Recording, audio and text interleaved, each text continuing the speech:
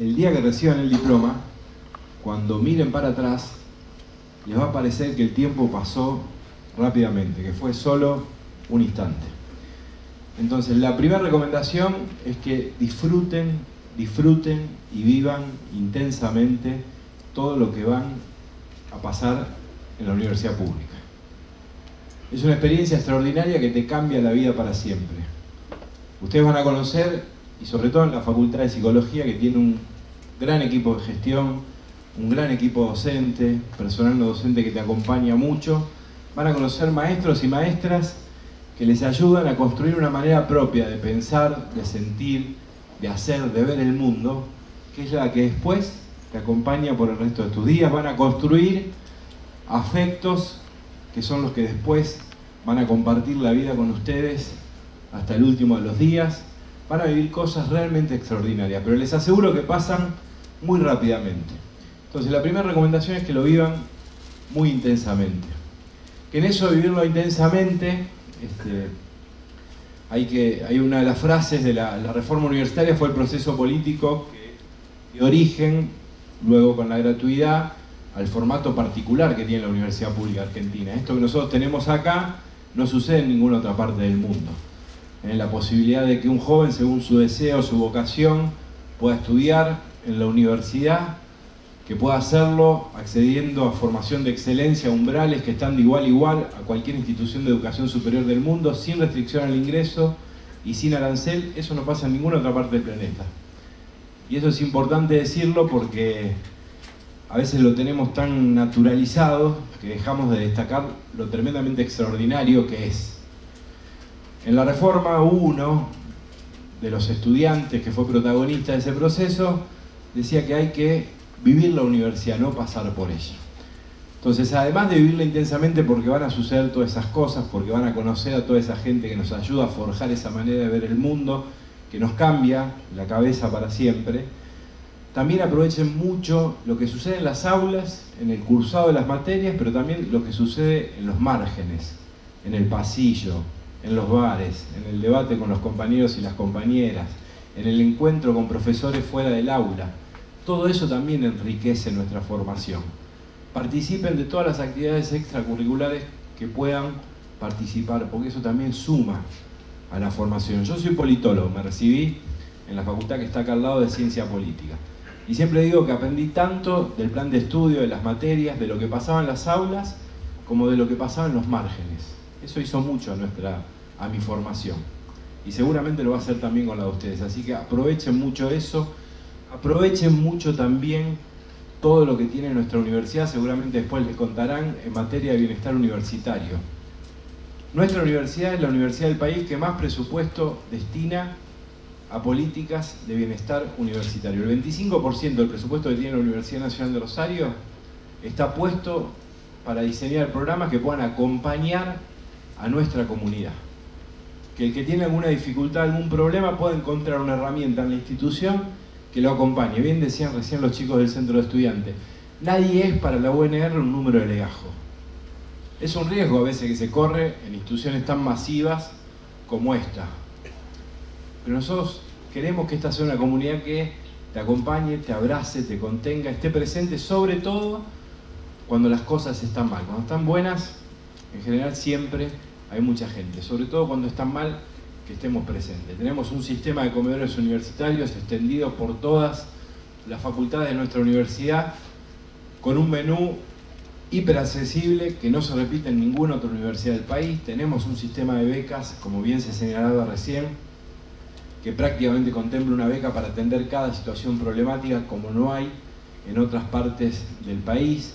Empezamos a implementar un sistema de residencias universitarias, estamos viendo si lo podemos ampliar, porque sabemos que la posibilidad de vivir en Rosario para mucha gente es muy cuesta arriba, sobre todo por la situación que hoy estamos atravesando. Tenemos campo de deportes, tenemos actividades culturales, tenemos un sistema de salud para quien no tiene obra social. Hay un montón de cosas que tiene la universidad para proponerles con el objetivo de que ese tránsito de ingreso a la universidad pública no sea solo la posibilidad de acceder y que después todo esté librado a la suerte de cada quien, sino que podamos recorrerlo juntos y juntas con la institución acompañando. Entonces, además de vivir intensamente, aprovechen intensamente todas esas herramientas que se sostienen con enorme esfuerzo y que es importante que les sirvan a nuestra comunidad. Y por último, una reflexión que deriva de estas recomendaciones. No solo hay que vivirlo intensamente, no solo que hay que aprovechar todas las posibilidades que abre la universidad pública, sino que también hay que hacerlo con mucha responsabilidad. ¿Responsabilidad por qué? Yo les decía recién que esto que pasa acá no pasa en ninguna otra parte del mundo. No hay ningún lugar del planeta donde esto que sucede en la Argentina se replique. Y esto pasa porque hay una decisión colectiva de una sociedad que está rota, que tiene enormes problemas estructurales, en la que hay muchísima gente que la pasa mal, donde hoy casi el 60% de la población está bajo la línea de pobreza, donde la mayoría de los pibes y pibes son pobres, que tiene esta particularidad. Esa sociedad, con esas enormes dificultades, decide destinar a través del Estado una enorme cantidad de recursos para sostener el sistema universitario público.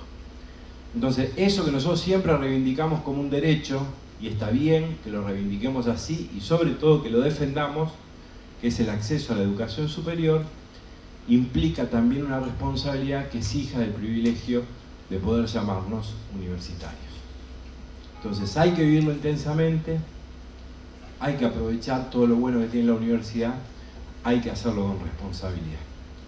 Y hacerlo con responsabilidad en estos tiempos implica también comprometerse desde el lugar de cada quien para defender, custodiar y resguardar esto que tenemos. Y esta es la última reflexión y ya corto porque estoy siendo muy largo y muy pesado. Para mí es importante compartirlo porque es parte de mi responsabilidad como rector de la universidad conversar con nuestra comunidad respecto a la situación que la universidad pública atraviesa.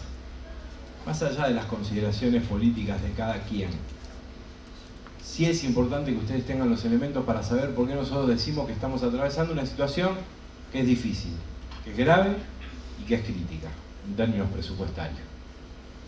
El Estado Nacional, que financia las universidades nacionales, todos los meses manda una partida que es para el pago de salario y manda una partida que se denomina para gastos de funcionamiento. Esa denominación, como bien lo señala, es para que la universidad pueda hacer todo lo que hace más allá del pago de salario, para que efectivamente pueda funcionar. Nosotros tenemos congelado el importe de esa partida de gastos de funcionamiento a valores de enero del 2023, de enero del año pasado. Y ustedes se imaginarán que en un contexto inflacionario como atraviesa la Argentina, más del 200% en ese mismo periodo de tiempo, el desfasaje es fenomenal y hace muy difícil, si no se revierte esa situación, si no se atiende la preocupación que estamos planteando todas las universidades del país y si no hay un acto administrativo que incremente razonablemente ese presupuesto en un tiempo urgente, va a ser muy difícil que podamos desarrollar a lo largo de todo el año con normalidad y bien todas nuestras actividades. Eso es lo que nos preocupa, eso es lo que estamos compartiendo. ¿Por qué? Porque necesitamos generar compromiso respecto de la necesidad de empujar para que se preserve y se custodie el rol que nosotros entendemos es estratégico de la educación superior, sobre todo en un país que tiene los problemas estructurales como tiene hoy la Argentina. No es un planteo de carácter corporativo, no es que las universidades queremos lo nuestro y no nos importa lo demás. Es que estamos profundamente convencidos de que todo lo que nos pasa se soluciona con más y mejor educación pública, con más y mejor universidad pública, con más inversión en la ciencia nacional. Nunca con menos. Sobre todo para un país que tiene los problemas estructurales que tiene la Argentina, aunque no parezca por la urgencia, la posibilidad de encontrarnos una salida al laberinto que la Argentina tiene está precisamente en la educación. No conozco, por supuesto, la historia personal de cada quien, les cuento la mía. Yo soy nieto de abuelos analfabetos, soy hijo de un padre inmigrante que llegó con mis abuelos a la Argentina sin nada. Y yo no podría ser profesional y mucho menos rector de una universidad pública si no fuera por el sistema de educación superior que tiene la Argentina.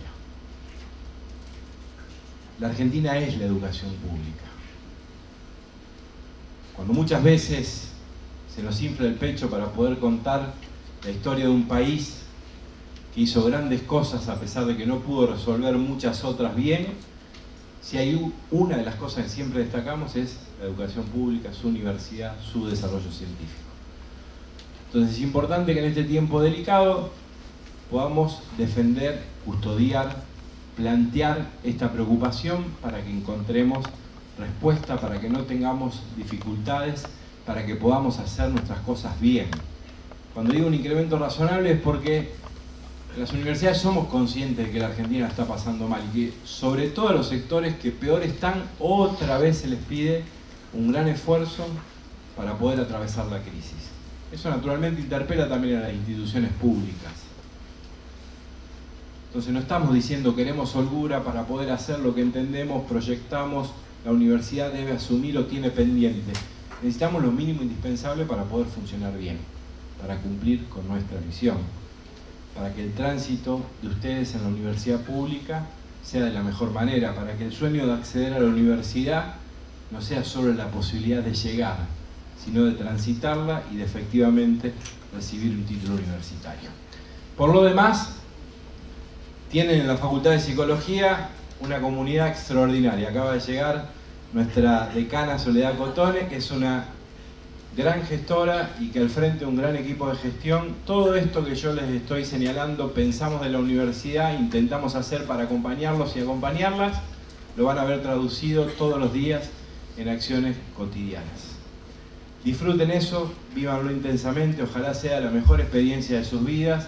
Sepan que en cada una y cada uno de nosotros tienen a alguien que va a estar, aunque no estemos presencialmente, acompañándolos en el tránsito cotidiano. Si hay un problema, avísennos. Si hay una preocupación, avísennos.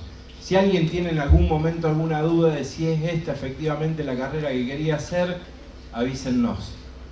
Si alguien está bajo la contradicción de seguir o no seguir su carrera universitaria, avísennos. Antes de tomar una decisión importante, en cada paso importante que den en nuestra casa común, avísennos porque nosotros estamos caminando junto a ustedes para que ese sueño que se pone en marcha hoy, efectivamente dentro de algunos años, que vuelvo, les va a parecer rápido cuando miren para atrás, pueda efectivamente cumplirse. Bienvenidos y bienvenidas a la Universidad Pública, a la Universidad de Rosario. Ojalá sea una experiencia extraordinaria. Disfrútenla mucho. Gracias.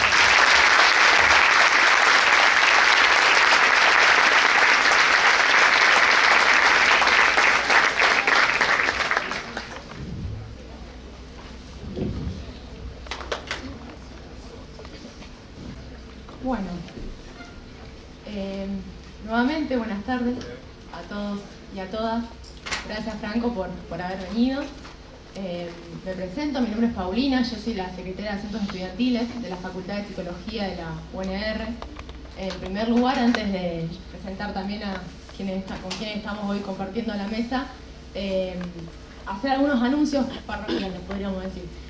Mañana, al final, se levantó el paro de transporte, así que el retrabajo en las comisiones va a ser de manera presencial en la Facultad de Psicología.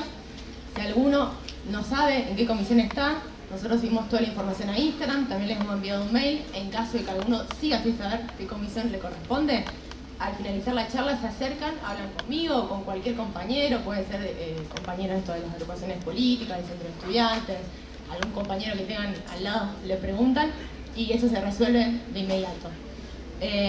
Ahora ya entrando un poco en conversación en relación al tema que nos convoca hoy, que bueno, el eje que decidimos con el cual decidimos inaugurar los cursillos de ingresos es Historia, Universidad y Filiación. Les comento que bueno, estamos hoy compartiendo acá la mesa con Victoria Genesini. Victoria es una compañera también del equipo de gestión, ella está a cargo de la Secretaría de Bienestar Universitario. Soledad Cotone, que es la decana de la Facultad de Psicología, y Eduardo Rinesi, que es bueno, un invitado especial de lujo, que bueno, hoy nos acompaña y que también hace ya varios años que nos viene acompañando lo que es la inauguración de los cursillos de ingreso, con la apertura, que tiene un gran recorrido en lo que es universidad, políticas públicas y gestión universitaria. Así que, bueno, ya entrando un poquito en tema, voy a leerles algunas palabras que escribí para hoy. Les comento que la semana pasada la pasé mal, es muy feo, hay que cuidarse muchísimo. Pero lo interesante de estar en cama una semana y no poder hacer otra cosa más que dormir y a veces con suerte pensar, es que me di cuenta que a través de un mosquito muy chiquitito, casi imperceptible para nuestros sentidos en primera instancia, me pesqué una peste bravísima que me dejó sin poder trabajar, estudiar, leer, festejar cumpleaños, porque fue también mi cumpleaños, hacer trámites y un montón de cosas que tenía previstas. Fue necesario que algo tan chiquito como un mosquito, en un mar de oportunidades diversas y contingencias de este mundo, me picara para que todo mi mundo se suspendiera por un rato que fue una semana. En estos días de cama pensé mucho en eso, en cómo algunas pestes se contagian de manera imperceptible. Cuando te das cuenta que tenés la peste, estás jugadísimo. No hay mucho más que hacer que entregarse. Lo interesante es ubicar que hay distintos tipos de pestes. Lo que yo tuve la semana pasada se cura, eso es importante decirlo, tiene cura. Básicamente haciendo reposo, hidratándose mucho y estando solo. Estar con otros se complica con esta peste. Primero porque si te pica un mosquito que después pica a la persona que tenés cerca, puedes contagiarlo. Segundo, porque no aguantas a nadie. El dolor de cuerpo, el cansancio, la fiebre, todos los síntomas hacen que la convivencia con el otro se vuelva insoportable. Decir que podemos con nosotros mismos y ponerle hasta ahí, estar con otros se vuelve inviable. Bueno, entonces, como les decía, existen otras pestes que motorizan otros encuentros con la vida. En la universidad yo me encontré con una peste que deseo con todo mi corazón, de verdad, que ustedes también se encuentren, que es la peste de la comunidad. Lo interesante de ingresar a la universidad, a esto lo decía hace un rato Franco, es poder sentirse parte de la misma. Es caminar los pasillos, los textos, los actos, los parciales, los finales, los amigos, las fiestas, los malos tragos, los aprobados, los desaprobados, todo lo que allí acontezca en comunidad. ¿Qué quiere decir en comunidad? Con otro, compartiendo una significación, un sentido, que construye la posibilidad de estar compartiendo ciertos elementos en un momento histórico, en la vida personal de cada uno y en la historia universal con otras personas.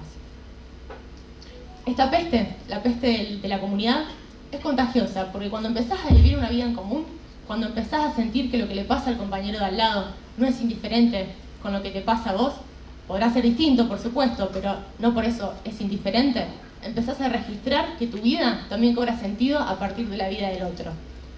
Como dice Fito en la canción, tu vida, mi vida, y cuando ves que soy chiquitito ante la nada, entonces yo siento que me da su vida. Todos somos chiquititos ante la nada, a todos nos pasa esto de sentirnos un poco perdidos, extraviados, desorientados cuando ingresamos a un nuevo lugar como es la universidad. Y esa sensación no se termina porque sí. Es más, en cierto punto, no sé si se termina, pero uno va encontrándole una vuelta. Y la vuelta es mucho más interesante cuando es compartida, cuando tenés cerca a alguien con quien tomar un mate y poder seguir, cuando te hiciste un compañero o un amigo con quien estudiar, juntarte después de clase, participar de algunos eventos en común, poder salir a tomar una birra. Ni te digo cuando te haces parte de un grupo y, por ejemplo, empezás a jugar al fútbol o al básquet en los equipos deportivos de la facultad. Entonces es hermoso porque tenés con quienes no solo festejar cuando aprobás una materia, sino con quienes festejar algo muchísimo mejor que eso, que es haber salido campeones 2 veces de los interfacultades, haber traído 2 veces la copa a la facultad con un grupo enorme de 60 compañeros de la facultad. Y ni les digo, esto ya en experiencia personal, lo apasionante que es también la vida en la universidad cuando encontrás un grupo con quienes compartir una identidad política, con quienes compartir un horizonte en común, con quienes organizarte para poder planificar y cambiar un montón de cosas. Eso es la militancia, nadie está obligado a hacer ninguna de todas estas cosas, son ejemplos de vida en comunidad, desde lo más chiquitito hasta las causas más grandes y compartidas. Todo eso implica un recorrido singular, pero compartido con otros. Y todo esto, les digo que es casi imperceptible. Ingresás a un lugar que quizás te parece completamente extranjero, pero de a poco vas conquistando un lugar, algunas preguntas, te empiezan a gustar algunos autores, te encontrás comprando algunos libros y preferís gastar en eso más que en cualquier otra cosa. A esto lo digo porque nadie nace lector. Te haces lector a partir de la transferencia, del amor de algunos maestros, de los achaques de la vida, y ya ese lugar es otro distinto del que era cuando ingresaste. En parte porque vos cambiaste, pero a veces también te cambian los lugares, y eso es lo interesante. Todos ustedes son protagonistas hoy Y si estamos acá hablándoles es porque hay una apuesta muy grande en lo que puedan producir con lo que van a aprender en la facultad. Y esa apuesta no es solo nuestra, es de parte de millones de argentinos que con los impuestos que pagan, con la plata de todos, se financian los estudios de ustedes y de nosotros.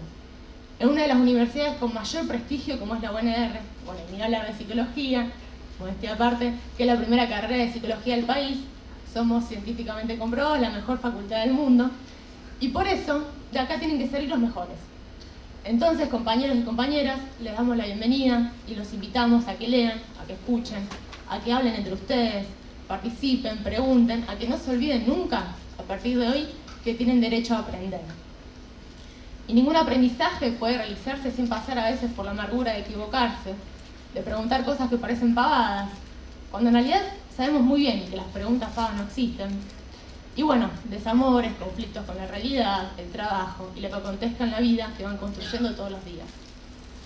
Se aprende con todo lo que ustedes llegan, con su historia familiar, con sus anhelos, con sus expectativas, con todo lo que hoy los hace ser quienes son. Y también se aprende con todo eso que al principio es desconocido, pero que una vez que nos vamos acercando con otro al lado, le vamos encontrando un gusto particular. Y ese gusto nos hace conquistar saberes y hasta una posición discursiva única, con filiaciones, pero única en su transmisión. Bienvenidos y bienvenidas a la Facultad de Psicología. Que hoy comience la peste de la comunidad. No le tengan miedo al compañero de al lado, o sí, no sé. Es una forma de decir. Todo crecimiento, tanto en lo individual como en lo colectivo, es con el otro. Esto no es una carrera que mientras más ligeros estemos, mientras menos cosas carguemos en la mochila, mientras más rápido nos querramos sacar las cosas de encima, mejores vamos a llegar. Lamento decirles que estudiamos psicología, nada puede hacerse sin nosotros, sin las diferencias, sin los conflictos y sin la complejidad que amerita estar con el otro cerca. Les deseo lo mejor en este comienzo. Sepan que tienen una facultad que los acompaña y que hay una ocupación muy grande por todos los que integramos el equipo de gobierno y la comunidad educativa en que ustedes puedan seguir estudiando, que puedan algún día egresar y que no se olviden que hoy comienza una deuda simbólica muy grande y es con todo el pueblo que financia nuestra educación. No nos olvidemos de dónde venimos y a dónde vamos. Comprometernos con nuestra formación es comprometernos con quienes aportan con mucho esfuerzo para que podamos hoy estar acá. Bueno, muchas gracias.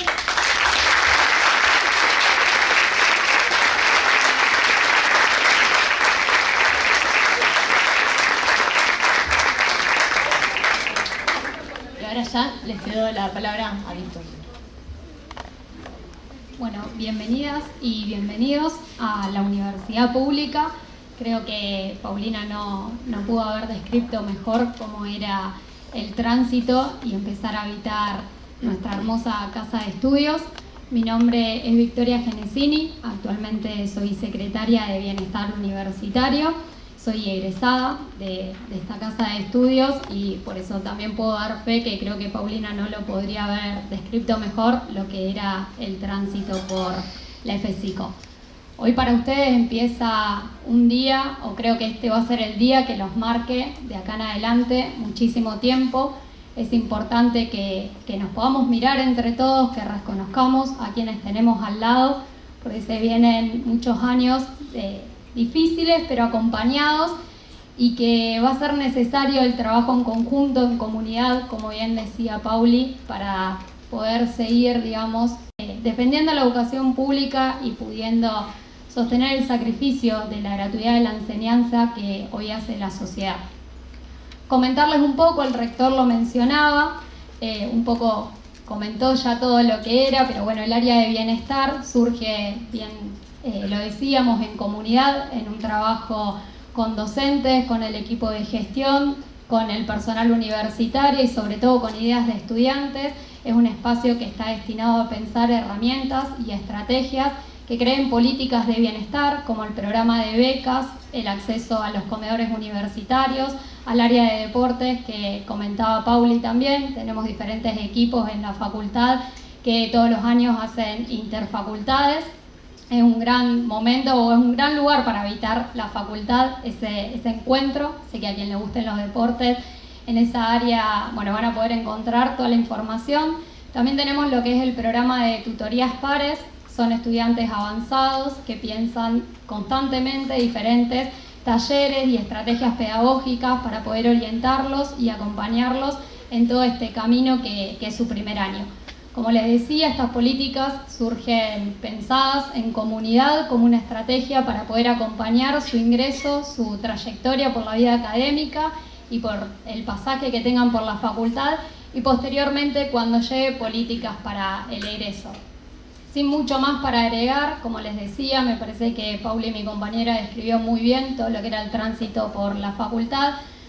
Me gustaría citar una canción de Serrat, un autor, que dice: caminante no hay camino, se hace camino al andar.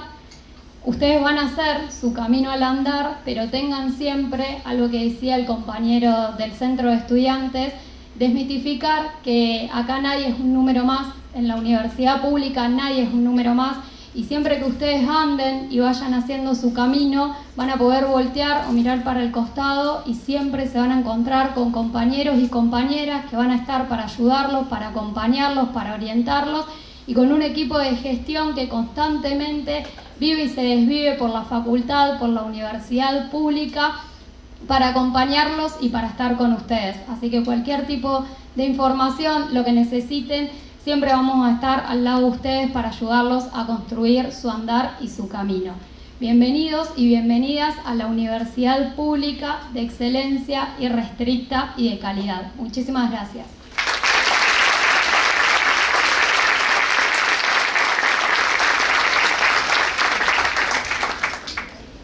Bueno, buenas tardes. Primero empiezo pidiéndole disculpas por haber llegado tarde. Tuve un inconveniente, se me rompió el auto. Pido disculpas, realmente cuestiones que pasan en el último momento. Segunda cuestión, agradecerles enormemente tanto a Paulina, a Victoria, el rector ya se fue, pero bueno, por estas palabras de inicio, y decirles que junto a Eduardo, que venimos inaugurando un ciclo ya, ¿es el cuarto? ¿Quinto? Sí, hace de lo que serían los cursillos de ingresos. No deja de ser un momento cada vez en este rito de inaugurar, no deja de ser un rito que por repetido nos emociona, nos vuelve a poner en situación de pensar esos inicios. A mí particularmente me vuelve a poner, yo siempre digo lo mismo, esa primera vez que ingresé a la Facultad de Psicología, que no es esto, hoy nos presta el Zoom arquitectura porque somos tantos, es un ingreso tan importante que no entramos en el Zoom de la Facultad de Psicología, que además, porque todavía, aún teniendo un edificio nuevo y hermoso la facultad, nos falta espacio para seguir funcionando.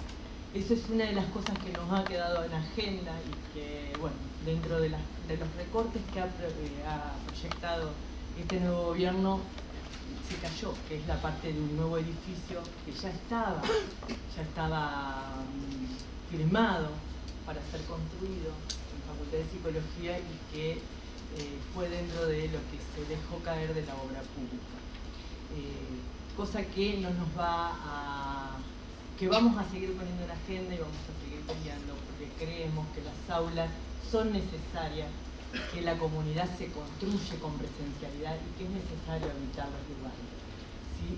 Lo digo porque para mí eso es muy importante, porque llevó mucho tiempo de gestión y la verdad que es un dolor inmenso no poder empezar con esa obra. Y porque además, como les decía, para mí es muy importante porque yo soy hija de una facultad que venía con unas viejas aulas, que fue en la posibilidad del 2011 con un proyecto de una educación superior que estaba agendada como una educación para todos y para todas, y como una agenda donde lo que teníamos como proyecto, y está escrito en la letra de nuestra ley de educación superior, es un proyecto que tiene que ser universal de educación superior. En ese momento es que se construye el nuevo edificio de Facultad de Psicología. Nosotros estábamos en un edificio con techos que se nos caían, que eran sumamente tóxicos también para la construcción, pero digo, a mí volver a encontrar esto me vuelve a resignificar igualmente ese momento que cuando yo pisé por primera vez la facultad, viví que estaba lleno de carteles, que estaban los pibes con este entusiasmo y las pibas repartiendo papeles. Fue una sensación que ojalá se las pudiera transmitir y que ustedes también la vivenciaron, que fue acá quiero estar yo. Este es un lugar que quiero habitar y de ahí no me fui y seguí. Empiezo con eso porque justamente lo que me invitaron es hablar de historia, universidad y filiación, ¿sí? Y cuando me invita Paulina, que habían estado pensando en el debate desde estudiantil, desde académica, que ese sea el eje del inicio de este año, me pareció un desafío precioso, porque historia, universidad y filiación son conceptos que no refieren unívocamente a una cosa. Nosotros lo podríamos abrir a muchas cosas, ¿sí? Y sin embargo, cuando los enlazamos, historia, universidad, filiación, generan al menos una trama densa, ¿sí? Densa, donde capas sobre capas se van fundiendo, de multiplicidad de relatos, porque ahí van a abrir ustedes, qué sé yo, quien les traiga el relato de la reforma del 18, quienes te digan de la gratuidad universitaria, quienes peleen por los feminismos en la universidad, quienes están sobre las diversidades y los cupos de ingreso, digamos, es trama sobre trama, después, qué sé yo, sobre el arancelamiento o no en los posgrados, grandes discusiones que han atravesado nuestras universidades en esta, que digo para mí es una trama entre lo que es historia, universidad y filiación.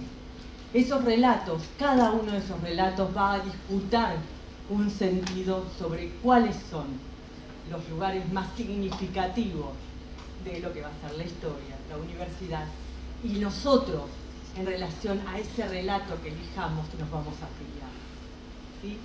Entonces, con esto voy a partir con algo que para mí es fundamental, que es plantear una posición de cómo entiendo la historia. Y bienvenidos a la universidad. Porque para mí, cada vez que uno habla tiene que plantearse, estando en la universidad, desde dónde habla y cuáles son los sentidos que sostiene. Entonces, cuando pienso una posición sobre la historia, tomo una de mis herencias o de mis lugares donde me balizan, que es Benjamin, que ojalá ustedes se lo encuentren, lo lean y se apasionen, o al menos algunas marcas le deje. Y desde ahí les digo que entiendo la historia no desde la perspectiva lineal o evolutiva, como esa concepción que nos han transmitido por años, a lo mejor en la escuela primaria o en la secundaria, que el presente es como una concatenación, ¿sí?, de hechos y ese mediador entre el pasado y el futuro. Yo no lo entiendo así, la verdad, sino que lo entiendo a la historia como un intrincado tejido de herencias, discontinuidades y cortes, en una temporalidad que en su desvanecimiento se conserva en trazos, a veces no siempre audibles, ¿sí?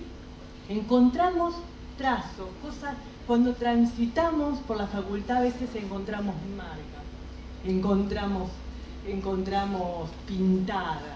pintadas sobre pintadas. Ustedes van a transitar la facultad de psicología y se van a encontrar esas paredes llenas de cosas. Se van a encontrar con relatos de los no docentes, de aquellos que transitan. Y a veces, digo, no siempre audibles, porque no están en una historia oficial, pero si uno se las pone a escuchar, ¿sí? Eso hacen carne y configura nuestra contemporaneidad. No creo en el despliegue del progreso en un tiempo vacío y homogéneo.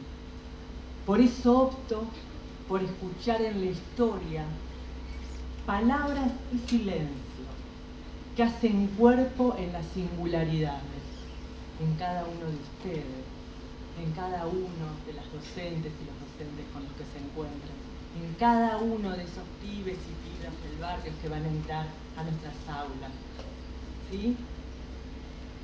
Y en los modos en los que se aloja y se excluye esa secularidad. Eso hace a nuestra contemporaneidad y creo que nosotros tenemos el enorme desafío de ¿por qué creo necesario que pensemos entonces y empecemos por acá? Porque considero profundamente, y por eso le decía bienvenida a la universidad, que la universidad, por sobre todo, es una experiencia.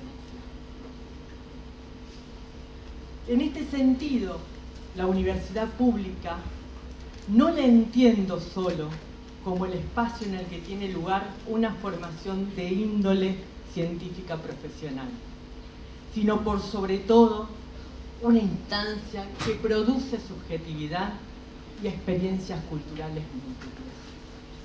Así, hablar de universidad y filiación nos confronta a pensar ese movimiento que se da entre lo estructural de una currícula y lo biográfico, lo que cada uno de ustedes le acontece, lo histórico-social y lo subjetivo experiencial. Cuando pensaba, por otro lado, qué contarles, qué decirles, cómo darles la bienvenida, también pensé en otro autor que cuando leí me marcó muchísimo y que también los invito a que alguna vez busquen. Es Jacques Assun, que se llama, en un librito muy hermoso, se llama Los contrabandistas de la memoria. Ahí en realidad, Jacques Assun lo que trabaja en realidad son las migraciones, ¿sí? Pero, ¿por qué les cuento que me marcó ese libro? Porque él ahí se plantea o le da vuelta a preguntas en torno a la transmisión que nos puede venir bien en este momento. Él dice que una transmisión de cultura, de una creencia, de una historia, de una afiliación, durante mucho tiempo en las generaciones pareció funcionar por sí misma, como si diera de una forma natural. ¿Sí?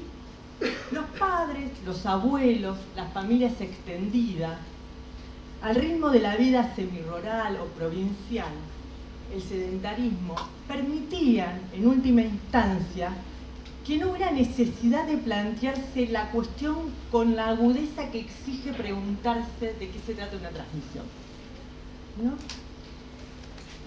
Estrechamente asociada a esa reflexión que hace Assun, evoca el problema de lo que es la pertenencia cultural. Es decir, ¿cómo pertenecemos a una cultura? ¿Qué es lo que nos hace sujetos de cultura ahí? Y entonces dice que es necesario recordar una evidencia.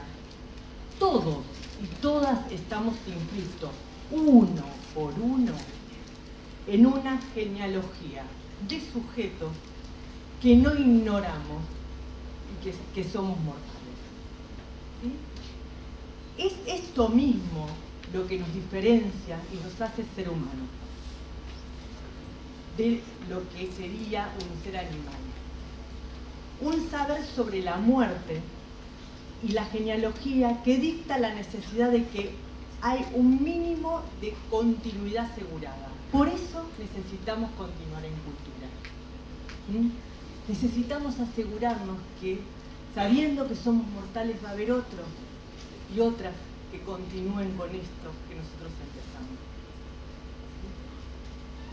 En este sentido, todos somos portadores entonces de un nombre que nos inscribe a una cultura y que nos inscribe a una familia o a un ser con otro, ¿sí? Que a su vez ese nombre nos da una historia singular, biográfica, ubicada en la historia de un país, de una región, de una civilización. Y en ese nombre también somos depositarios de un montón de significaciones que esa cultura, ese país, que hace biografía en nosotros, pero somos depositarios de eso que se ilusionó, ¿sí? Como generaciones futuras. ¿Sí? Y que nos toca a nosotros ser pasadores de eso. Que seamos rebeldes o escépticos, ¿sí? A lo que se nos da como legado, ¿sí? No implica que igualmente esto esté inscrito en nosotros. Insisto en esto porque creo que estamos en un tiempo donde pareciera que no se niegan toda inscripción o como si fuéramos autoengendrados. Podemos ser absolutamente rebeldes y ese es un punto que vamos a trabajar mucho en psicología, la cuestión de la filiación. Uno puede, digamos, hacer una cosa de absoluta separación, construirse como si fuera uno mismo el que se hizo esta historia. Sin embargo, esa construcción tiene marcas, aún negadas nos tienen esas marcas. Entonces, que seamos rebeldes o escépticos frente a lo que nos ha sido legado y lo que estamos inscritos, ahí podemos adherir o no a ciertos valores. No excluye igualmente que nuestra vida sea más o menos deudora de eso. ¿Sí? De ese conjunto que se extiende, ¿sí? Desde los hábitos alimentarios que tenemos a los ideales más elevados y más sublimes y que han constituido el patrimonio de quienes nos han precedido. Ahora bien, es evidente que salvo excepción, lo que hemos heredado es constantemente modificado de acuerdo a las vicisitudes de nuestra vida, de nuestros exilios y de nuestros deseos. ¿Sí? Eso es lo que resulta más apasionante en la aventura de la transmisión.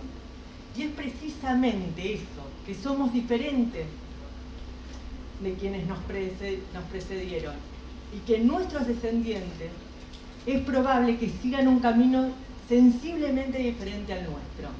Y sin embargo, es allí, en esa serie de diferencias, en donde inscribimos aquello que es fundamentalmente la transmisión. ¿Mm? Y en este punto recupero algo de nuestra historia. Nuestra facultad, y en esto me hago cargo, digamos, como quien ha tenido marcas que me han constituido y de cual soy deudora. Nuestra facultad, como decía la compañera, tiene en su acervo histórico el haber sido la primera carrera de psicología del país. Pero no solamente esto, esta carrera, fue impulsada por Herminda Benítez de Lambruskin. No es cualquier cosa eso. ¿Por qué? Porque fue una mujer que además fue primer decana designada en una universidad pública argentina y primer directora de carrera de psicología. En Herminda, además de que tenía el espíritu de ser mujer y además que en su momento toma el ideario, Herminda venía del ideario, la primer carrera de psicología, el proyecto de primer carrera de psicología se propone en lo que va a ser la facultad de Humanidades, Artes. Bueno, ahora es la de Humanidades y Artes, en ese momento era de Filosofía, Letras y Ciencias de la Educación. Que en realidad, pensemos que en esa época, esa facultad, no teníamos la Universidad Nacional de Rosario. Esas facultades pertenecían a la Universidad del Litoral, ¿sí? Y tenía la facultad que se crea acá también también de la mano de Erminda, digo porque era un momento importantísimo, ¿sí? Perdón, era un momento importantísimo de la cultura rosarina. Después traje algunos libritos que quería mostrarle, pero digo, si hay algo que tuvo, hay un libro de un docente de nuestra casa de estudios, de Ignacio Alevi, que es historiador, que se llama De la cárcel al hospital, que lo traje para que lo tengamos, nada más, pero que ubica una cosa que es fundamental que les quería traer acá, que es cómo una ciudad se puede historiar o historizar desde la construcción de una universidad, desde la construcción de las facultades. Rosario, que es una ciudad profundamente cosmopolita, de comerciantes, que no tenía la tradición que tenía la del litoral, un punto fundamental de la construcción del ideario y de los intelectuales va a tener que ver con la creación de la carrera de la Facultad de Medicina y con la carrera de Humanidades, digamos, la que ahora conocemos como Humanidades y Arte. En 1947 se crea lo que va a ser la Facultad de Filosofía, Letras y Ciencias de la Educación, que es una facultad que pertenecía a la Universidad Nacional del Litoral, pero que empieza a crearse por ese ideario, que además era un ideario, ¿sí?, que estaba ligado a lo que va a ser el ideario en ese momento del peronismo, que lo que construía y pensaba era una universidad motora y productora de un desarrollo de lo que va a ser una sociedad. Esa es una impronta muy importante, ¿sí? Y les contaba, la Facultad de Psicología es un proyecto que también presenta Erminda, particularmente para que, tomando lo que va a ser un congreso del Congreso Nacional de Tucumán, donde se juntan todos los intelectuales y sale entre los proyectos para el desarrollismo del país y para el desarrollismo de pensar las profesiones en la Argentina y pensar cómo las trabajadoras y los trabajadores tomaban sus profesiones, crear la carrera de psicólogos. Porque la carrera de psicólogos estaba íntimamente ligada a pensar la profesión. Es decir, a pensar esa relación entre la educación, el trabajo y la formación del trabajador ligado a una significación subjetiva de su lugar de trabajo.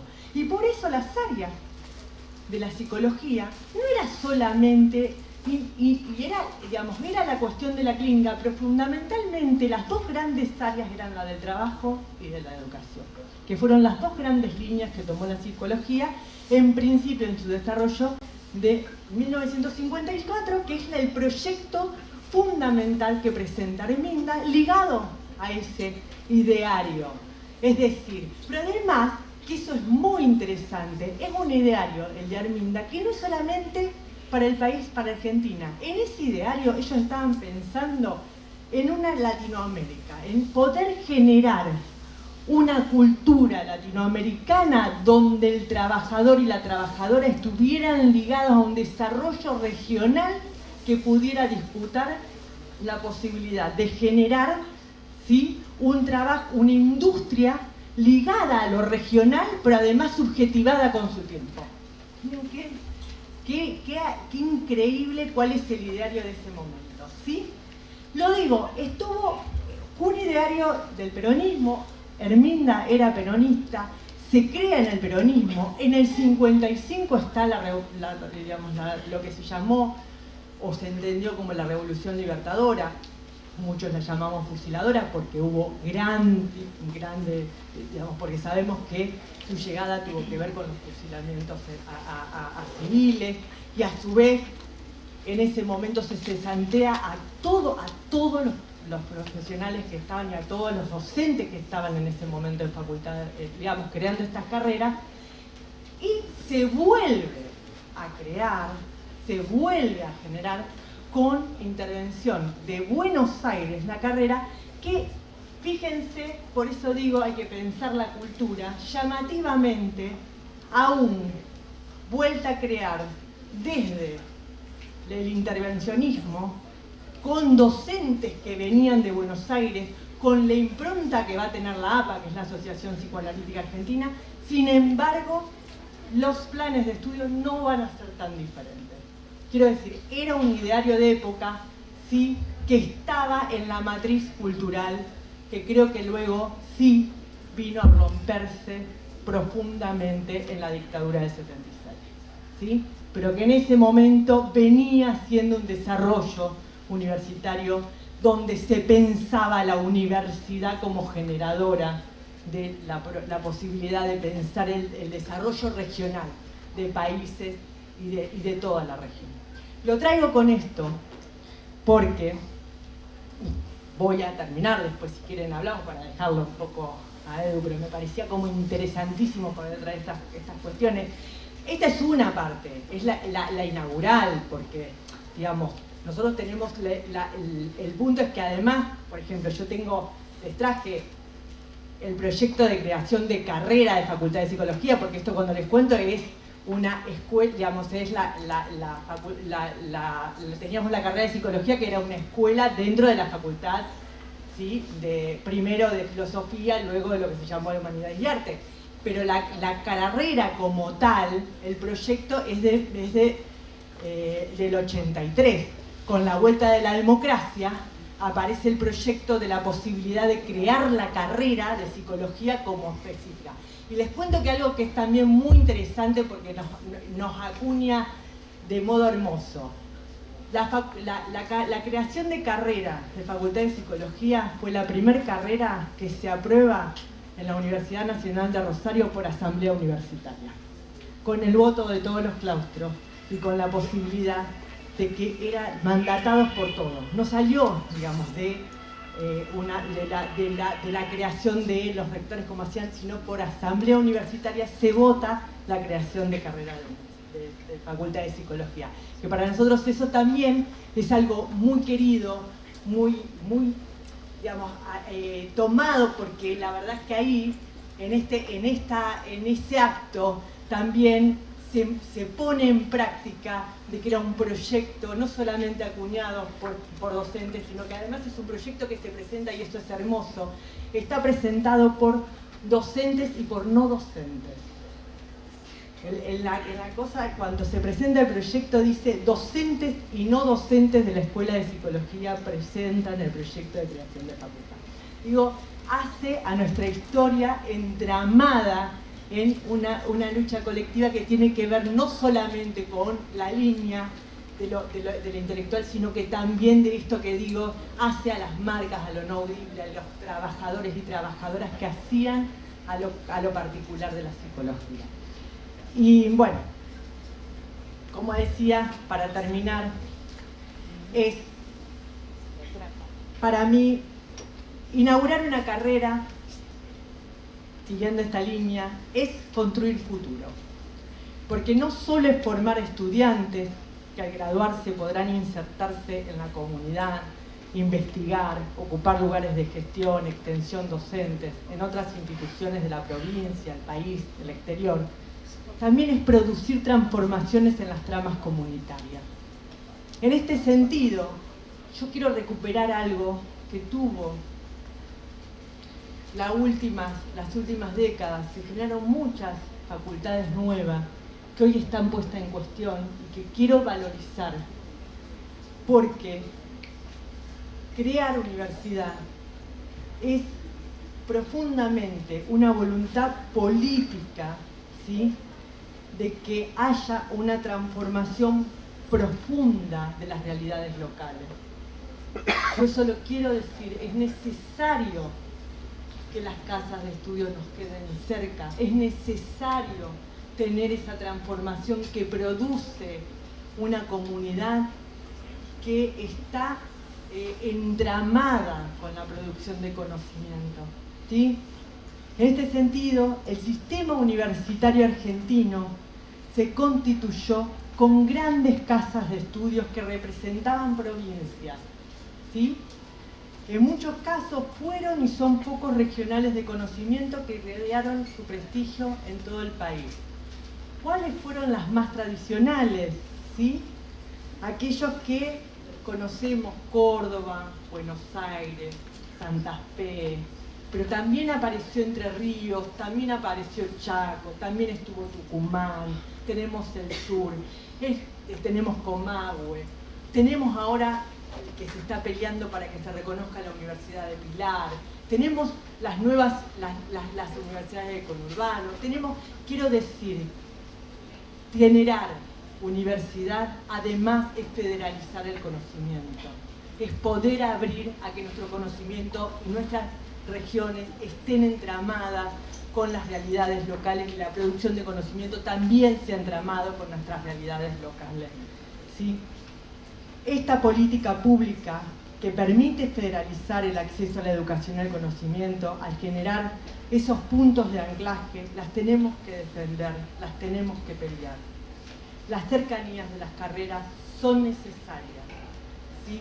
Y que nosotros sigamos funcionando como universidades públicas, abiertas a nuestras localidades, con la posibilidad de estar interpelados continuamente. Como decía Franco, sí, sabemos que necesitamos mayor cercanía, sabemos que necesitamos que toda nuestra población esté adentro, pero no va a ser cerrando nuestras casas de estudio, sino cada vez más abiertas, cada vez más habitadas y cada vez más transformando la realidad que nos toca vivir en lo cotidiano. Bueno, con esto les doy la bienvenida.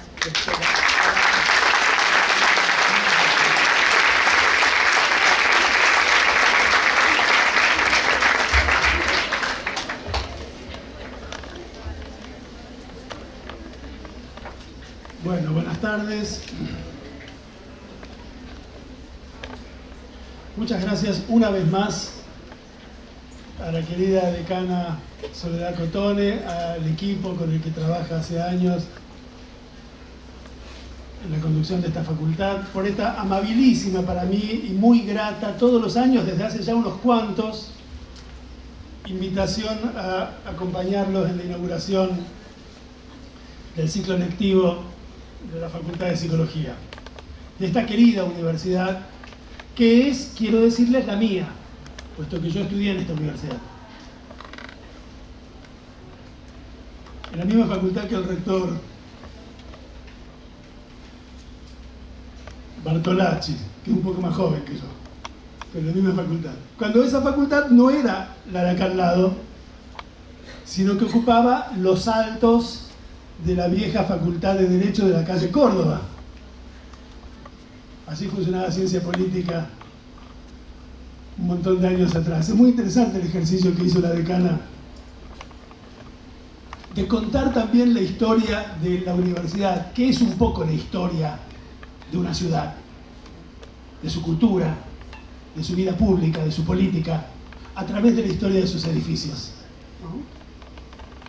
Para mí es inseparable la experiencia, como dijo Franco, absolutamente marcante en la vida de todos los que hemos pasado por la universidad, algunos para no irnos nunca más de ella. Podemos cambiar de universidad, no nos vamos nunca de la universidad como institución. Es inseparable mi recuerdo de los distintos momentos de mi propia trayectoria universitaria, del recuerdo de los distintos edificios, de las distintas aulas, de los distintos bares, como decía el rector, son fundamentales los bares en la vida universitaria. Los bares donde compartimos lecturas con los compañeros, donde compartimos disconformidades con los compañeros, donde compartimos utopías con los compañeros, donde nos pasamos horas leyendo entre clase y clase, subrayando con subrayados que muchos años después reconocemos. Decimos, mirá lo que subrayaba en 1980, no sé cuánto. Claro, no es lo que uno subrayaría hoy, ¿no? Y a veces uno vuelve a subrayar los libros que ya subrayó, y es interesante ver que uno no subraya las mismas cosas 25 años después. ¿Qué estaba pensando cuando subrayé eso? La historia de una vida y la historia de una cultura y la historia de un país es también la historia de los subrayados de sus libros. Me parece hermoso el tema que nos proponen las compañeras hoy, me parece hermoso lo que hizo Sole recién con ese tema. la historia de la universidad, la filiación, el modo de pensar el presente, que es siempre, para traer a un autor al que trajo Sole en su exposición, un instante de peligro. El discurso que acabamos de escuchar es un discurso en un instante de peligro. Es un discurso para un instante de peligro. Este lo es. Y en los instantes de peligros es donde hay que recuperar la idea de la historia, que no es nunca, como decía Sole, una historia lineal, una suma de hechos sobre una línea de tiempo. Es siempre, Soledad usó la palabra intrincado, un tejido intrincado de herencias. Cuando dijo eso Soledad, yo pensé en un sociólogo latinoamericano, boliviano, muy interesante, se llamaba René Zabaleta Mercado. Si pueden, lean a Zabaleta Mercado, una gran cabeza de las ciencias sociales latinoamericanas, que usaba la palabra abigarrado, el presente como un tiempo abigarrado en el que se reúnen de manera compleja muchos tiempos, muchas herencias. Somos siempre herederos de muchas herencias, y si hay algo así como la libertad, es la libertad para elegir entre esas herencias la que queremos hacer nuestra. Siempre vivimos entre herencias, siempre vivimos entre legados, y siempre vivimos mirando al futuro, a los que vendrán. Las instituciones educativas en general, las universidades en particular, son lugares donde esto es particularmente evidente, puesto que son instituciones que lidian de manera fundamental, constitutiva, con el problema esencial de lo que podemos llamar la transmisión, que está en la base de la idea misma, y esta es una palabra que también usó varias veces Soledad en su exposición, de la idea misma de cultura. Cultura es una palabra preciosa. Proviene del latín. Al final acaban de entrar en la universidad, algo hay que decir en latín. Acaban de entrar a una universidad cuyo lema es confingere hominem cogitantem. Eso me acuerdo. Confingere hominem cogitantem. Formar hombres pensantes, ¿no? Eso dice el lema en latín de la UNR. Pues bien, vamos a decir entonces algo en latín. Cultura viene de cultus. Y cultus es un participio pasado, es un participio verbal, de donde derivan dos palabras: culto, el culto de los muertos, y cultivo, el cultivo de la tierra. El verbo del que es un participio pasado, cultus, es el verbo tocolore. No sé latín, pero sé este verbo.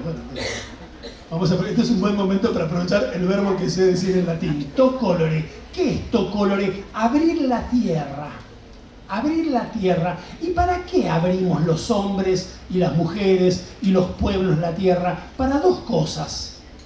Para enterrar en ella a nuestros mayores, a nuestros padres, a los que pasaron antes que nosotros, a los que después les rendimos culto, y para cultivar en esa tierra fecundada por los cuerpos de nuestros muertos queridos los cereales, los alimentos que habremos de dar de comer a nuestros hijos y a los hijos de nuestros hijos. La cultura siempre mira hacia el pasado bajo la forma del culto, por eso no hay cultura si se olvida la memoria de lo que pasó. Y la cultura siempre mira hacia el futuro bajo la forma del cultivo. Por eso no hay cultura si no pensamos en los que vienen después. Por supuesto, la cosa es más complicada, como decía Sole al introducir la palabra intrincado, como decía Zabaleta al usar la palabra abigarrado. Porque no es que nuestros mayores vinieron antes, que después se murieron, que nosotros los enterramos, que los lloramos durante un tiempo y que seguimos nuestro camino. Nuestros mayores se murieron y nosotros los enterramos y los lloramos y siguen viviendo entre nosotros. Y en las grandes encrucijadas de nuestra vida nos preguntamos, ¿qué haría en mi lugar? Puntos suspensivos, y sobre esos puntos suspensivos ustedes pueden poner el nombre de sus papás, del general San Martín, del que quieran. Y porque nuestros hijos no saben lo que quieren, pero lo quieren ya, porque en eso consiste laburar de hijo. Y no vale decirlo, no, eso es después. No, eso lo vas a ver en Psicoanálisis 2. No, lo quiero saber ahora. Es decir, el tiempo no es la fácil sucesión del pasado, el presente y el futuro. El tiempo está siempre y constitutivamente, como dice mi príncipe favorito, que es un príncipe literario, no se asusten, el príncipe Hamlet, fuera de quicio. The time is out of joint, dice el príncipe Hamlet. El tiempo está fuera de quicio porque el pasado, el presente y el futuro no siguen la sucesión de una línea que lo simplificaría todo, sino que conviven en un presente abigarrado y lleno de tensiones. Por eso pensar la universidad es pensar su historia, y es pensar los procesos de filiación, y es pensar en los que vienen después, y es emocionarnos con que ustedes estén aquí hoy en este primer día de clase, en este instante de peligro, pensando en su futuro. La universidad a la que ustedes entran hoy es una institución muy antigua. Tiene en números redondos unos 1000 años, en la forma en que más o menos la conocemos hoy, en las sociedades de lo que solemos llamar Occidente. Nacieron fuertemente asociadas a la Iglesia para impartir un conjunto de saberes entre los cuales dominaba fuertemente la teología. Están allí la Universidad de Bolonia, ¿no? Las universidades alemanas del siglo X, del siglo XI, alguna universidad europea. Progresivamente, a medida que se fue desarrollando en Europa el proceso de conformación de los estados nacionales, empezó a adquirir importancia, junto con la teología, el estudio del derecho. Teólogos y abogados formaban las universidades. Hijas de ese modo de pensarse las universidades, son las primeras universidades en tierras que hoy llamamos latinoamericanas o sudamericanas. La Universidad de Córdoba, una de las más antiguas del continente, la Universidad de Chuquisaca, la Universidad de San Marcos. ¿Qué formaban esas universidades? Teólogos y abogados. Igual que las europeas que le eran contemporáneas. Progresivamente se fue introduciendo un tercer saber que se empezó a enseñar en las universidades. A medida que la medicina dejaba de ser un arte que se practicaba por fuera de los saberes científicos y adquiría un estatuto propiamente universitario: teología, abogacía y medicina. Y después fueron apareciendo otras cosas. Esas otras cosas solían recibir una denominación general: filosofía. Y la facultad de filosofía era considerada una facultad menor. Había 3 facultades superiores: la facultad de teología, donde se enseñaba acerca de Dios; la facultad de derecho, donde se enseñaba acerca de las leyes; y la facultad de medicina, donde se enseñaba acerca de los cuerpos; y una facultad inferior, la de filosofía, donde se enseñaba apenas acerca de los saberes que circulaban dentro de la propia comunidad universitaria, no sobre cosas importantes que estuvieran afuera de la universidad, en el mundo. En ese contexto, a fines del siglo XVIII, más o menos para la misma época para la que un muy joven Mariano Moreno empieza a hacer sus estudios en la Universidad de Chuquisaca, seguro que no lo recibieron tan bien como ustedes acá en la Facultad de Psicología de la UNR, lo recibieron unos curas aburridísimos. Un señor alemán que se llamaba Immanuel Kant, Manolito Kant, escribió un texto formidable, importantísimo, una gran reflexión filosófica sobre la cuestión universitaria que llamó El conflicto de las facultades, donde Kant dice algo muy interesante que tiene todo que ver con lo que estamos haciendo aquí en esta mesa, que tiene todo que ver con lo que hizo Soler recién y con lo que van a hacer ustedes durante los próximos años de sus vidas, que es pensar todo el tiempo el modo en que en la universidad pensamos. Pensar el modo en el que pensamos. Kant dice, la facultad de Derecho, la facultad de Teología, la facultad de Medicina, tienen que pensar acerca de cosas muy importantes que están allí en el mundo. Y por lo tanto, dice Kant, no pueden pensar con absoluta libertad. Y el rey, Kant está escribiendo en un país que se llamaba Prusia y que tenía un rey, era en la época de Kant un rey bastante buena onda, que a Kant le caía muy simpático, pero era un rey. Tiene que determinar qué se puede enseñar y qué no se puede enseñar en la facultad de Derecho, donde no se puede enseñar cualquier cosa, en la facultad de Medicina, donde no se puede enseñar cualquier cosa. Al fin y al cabo estamos formando los médicos que van a atender después a nuestros hijos. Y en la facultad de Teología, ni les cuento. Pero si no hay en la universidad un espacio en el que se pueda pensar crítica y reflexivamente en la más absoluta libertad, entonces la universidad corre el riesgo de volverse dogmática y potencialmente cómplice de todas las tiranías. Ese lugar para pensar con la más absoluta libertad adentro de la universidad, Kant lo llamó Facultad de Filosofía. Es muy interesante ese texto de Kant. Hoy puede resultarnos un poco antiguo. Hoy podríamos decir quizás, podemos llamar filosofía menos al nombre de una facultad o de una disciplina que al nombre de una orientación que tenemos que tener en la universidad, que es la de siempre flexionar el pensamiento que tenemos sobre las cosas del mundo para volverlo sobre él mismo. Esto es lo que quiere decir reflexionar. Flexionar el pensamiento para interrogar su propio punto de partida y volverlo, por lo tanto, un pensamiento no dogmático, sino crítico. Me parece interesantísimo pensar en esa perspectiva de lo que recién contaba Sole, que yo no conocía, sobre la historia de la psicología en la Universidad, primero del Litoral y después de Rosario. La psicología como un lugar en condiciones de examinar el conjunto de la actividad universitaria.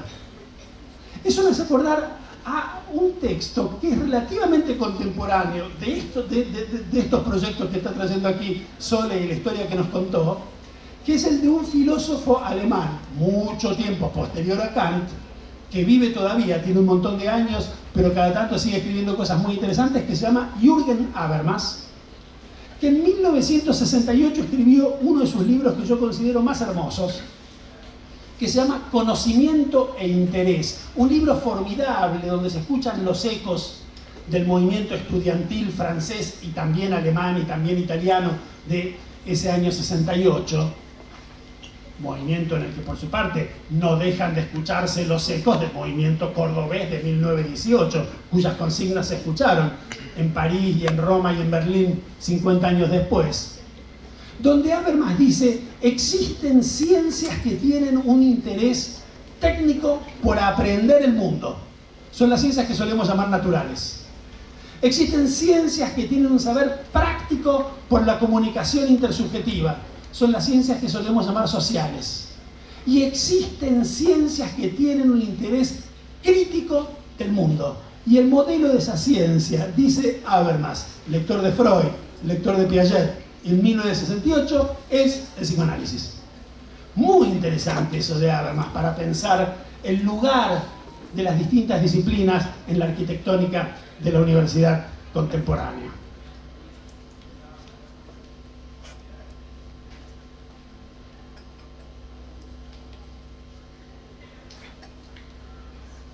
La historia de la universidad en la Argentina es muy interesante. Algunos episodios de esa historia, algunos capítulos de esa historia fueron ya comentados aquí. El rector Bertolacci se refirió al 18 cordobés. Muy interesante el 18 cordobés, la reforma universitaria de 1918. Somos herederos de esa reforma,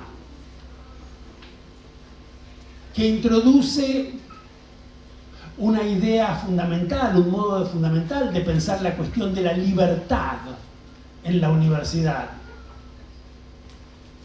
Libertad a la que los reformistas cordobeses del 18 le daban un nombre que también tiene su matriz kantiana, lo llamaba autonomía. Autonomía, autonomos, capacidad para darnos a nosotros mismos nuestras propias normas, nuestras propias reglas. Eso es lo que ocurre en las universidades. Las universidades son instituciones públicas muy raras, porque son instituciones públicas que tienen la rarísima peculiaridad de gobernarse a sí mismas a través de la organización de sus distintos claustros. Eso quiere decir que las universidades son autónomas. A veces leemos la palabra autonomía en un sentido muy estrechamente negativo. Autonomía como autonomía de, que no se metan con nosotros. Y nos perdemos de pensar lo que la idea de autonomía tiene de positivo. La autonomía como autonomía ¿para qué? Para gobernarnos a nosotros mismos a través de las representaciones que tienen los distintos claustros en los órganos de gobierno de la universidad. Eso es muy interesante.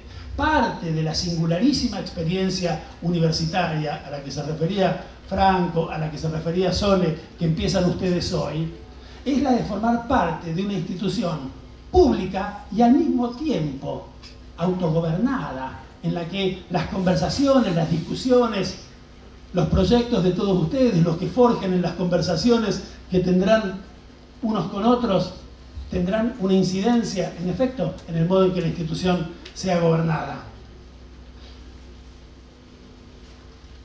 Los reformistas cordobeses del 18 querían sacarse de encima dos molestas corporaciones, la de los curas y la de los abogados, que hegemonizaban la práctica docente en esa antigua universidad que ya tenía entonces más de 2 siglos de vida.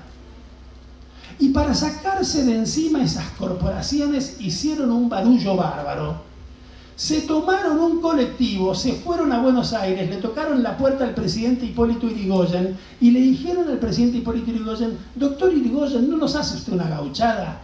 ¿No interviene, por favor, esta universidad tomada por la corporación de los curas y la corporación de los abogados? Así conquistamos la libertad de tener los profesores mucho más competentes que estos que tenemos derecho a tener. Y el presidente Hipólito Yrigoyen, en efecto, intervino la Universidad de Córdoba, que gracias a eso fue mucho más libre que lo que lo había sido antes. Quiero decir esto para evitar la fácil identificación de la idea de la libertad con la ausencia del Estado. Los reformistas del siglo de 1918 fueron a pedirle al Estado que interviniera en la universidad porque querían ser libres de dos corporaciones arcaizantes y autoritarias que los tenían recontrapodridos. Sigue en la historia de la universidad, sin duda, el gran capítulo que fue aludido también aquí y que se condensa como símbolo en la disposición del gobierno del presidente Perón de la gratuidad de los estudios universitarios, de la eliminación del arancel. Sigue el proceso muy importante de crecimiento cuantitativo de la cantidad de instituciones universitarias en la Argentina. Sole se refería a eso. Esta misma Universidad Nacional de Rosario no es tan vieja. Y muchas de las universidades que hoy forman parte del sistema de universidades públicas del país son aún más jóvenes. Se destacan sobre todo 3 grandes movimientos, 3 grandes oleadas de creación de las universidades en la historia universitaria argentina más reciente. La de los fines de los años 60 y comienzos de los años 70, suele conocerse ese periodo como el del Plan Tacchini, que fue quien diseñó una importante cantidad de creación de universidades. El de los años finales del siglo pasado, durante el gobierno del doctor Menem, y el de los primeros años del siglo XXI. 3 grandes oleadas que en total, consideradas con prescindencia de las muy distintas orientaciones ideológicas de esos 3 gobiernos, en efecto muy diferentes entre sí, produjeron el efecto de nada menos que sextuplicar el número de universidades públicas en el país, que pasaron en ese periodo de 9 a 54. Se multiplicó por 6 en medio siglo el número de universidades públicas en el país para darnos el sistema universitario que hoy tenemos, que en efecto, y este es el que yo llamaría el cuarto y último momento de esta historia rapidísima que aquí estoy tratando de contar. Podemos pensar, digo, a partir de este último momento, cuyo punto culminante yo situaría hacia el año 2015, cuando en la Argentina se reforma la ley de educación superior, que desde entonces dice que la educación superior en el país es un bien público y social, un derecho humano universal y una responsabilidad de los estados.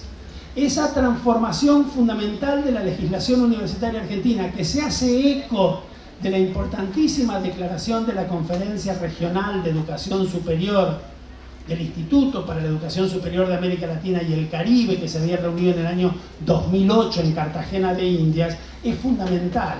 A partir de entonces, en la Argentina pensamos la educación superior como un derecho humano universal, de los individuos, cada uno de los cuales tiene derecho a recibir la mejor formación universitaria en las instituciones públicas destinadas a garantizársela, y del pueblo, que tiene derecho a recibir de sus universidades, que sostiene, como fue dicho acá, pagando sus impuestos, los profesionales que ese pueblo necesita para su realización, para su desarrollo, para su felicidad, los conocimientos que ese pueblo necesita, las formas de intervención de la universidad en la vida colectiva que ese pueblo necesita.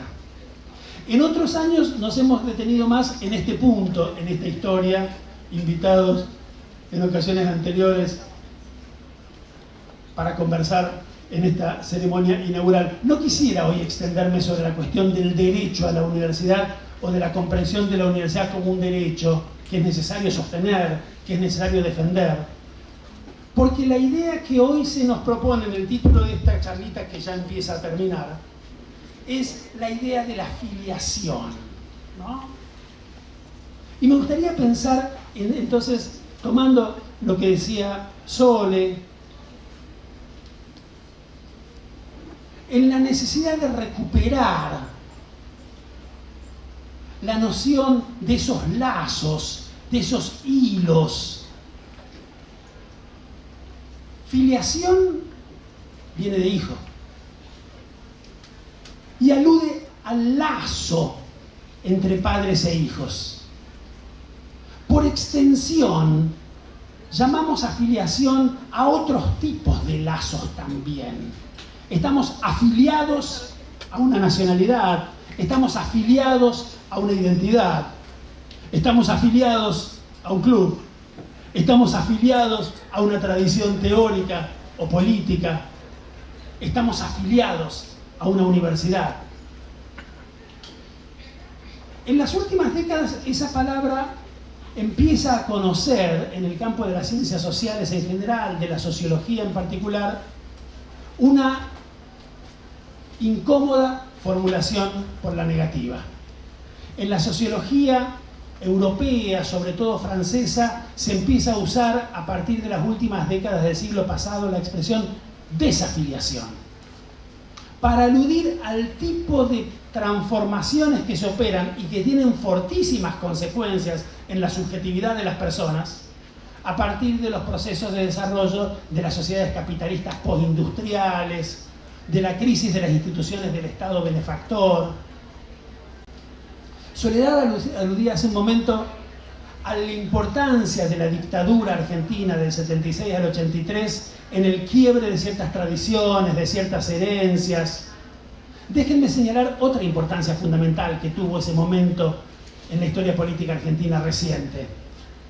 La transformación fundamental de la estructura social argentina, que sí se presentaba un aspecto fuertemente homogéneo por abajo y heterogéneo por arriba antes del 75-76, invierte esa presentación después de la dictadura y se nos presenta como muy homogénea y consistente por arriba y como muy heterogénea, fragmentada. Esa palabra empieza a usarse mucho, astillada. La sociología empieza a usar la expresión identidades astilladas. En un proceso que no ha cesado desde entonces. Las experiencias gubernamentales de signo, usemos esta palabra que funciona casi como una muletilla, neoliberal, han tendido a profundizar la sensación de separación, de aislamiento, de fragmentación, de atomización de unos individuos que cada vez se encuentran atados por menos hilos, por menos lazos, a viejos colectivos de identificación que antes le permitían decir quiénes eran. Entonces me parece que una tarea fundamental, y en esa tarea fundamental la universidad tiene un papel decisivo, es hoy la tarea de tratar de conjurar el conjunto de fuerzas centrífugas que tienden a alejar a los individuos, convirtiéndolos cada vez más en átomos aislados del resto, de la idea misma de lo común, de la epidemia de comunidad que nos pedía hace un rato Paulina. Hay una epidemia de sentido contrario, hay una epidemia de salida de la comunidad, hay una epidemia de rechazo de los lazos y de los vínculos que nos atan a algo que podemos pensar como público y como común, y por eso la defensa de lo común y de lo público es fundamental en este momento. En esa defensa, la tarea de la universidad, que crea lazos, que crea afiliaciones, que trae tradiciones y las arroja hacia el futuro, y que crea vínculos que empezarán a experimentar ustedes, entre ustedes mismos, a partir de hoy y durante los próximos años, es fundamental.